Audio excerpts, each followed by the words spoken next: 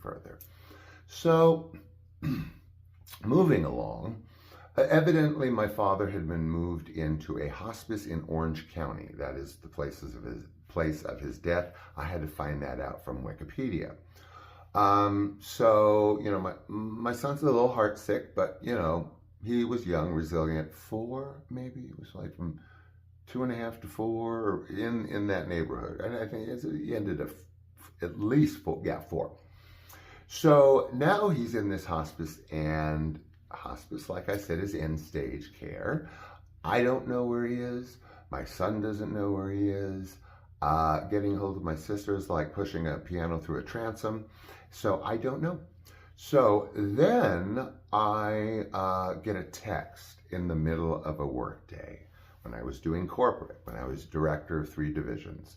And it is a text, and it essentially informs me that my father has passed. Actually, the text said, "Call me."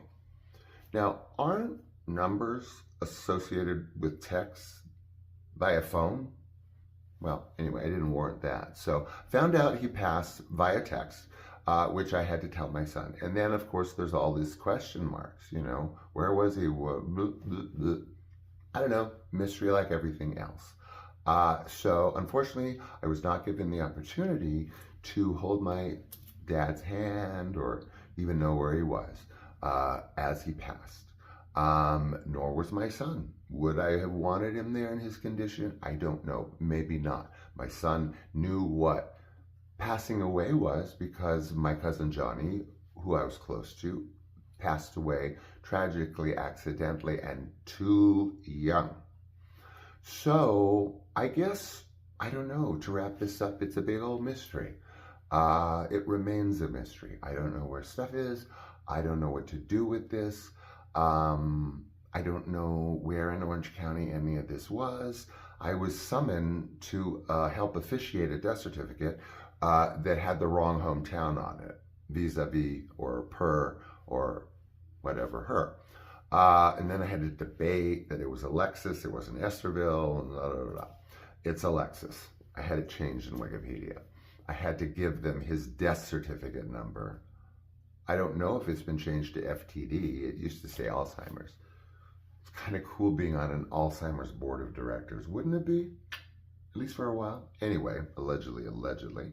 So unfortunately, that's how it ends. That's how my relationship with my father ends, but more to the point, that is how my relationship, or I should say the relationship that existed with my son and my papa. I can just probably say in conclusion, I would not advise anyone on that side of my family that it would be necessarily a great idea to make nice with my son. My son is, I don't think there's a word for it, how he feels, but I'll leave it up to your imagination. So I can't really tell you any more than that. It was about my son and my papa, and that's all there was. Big question mark at the end.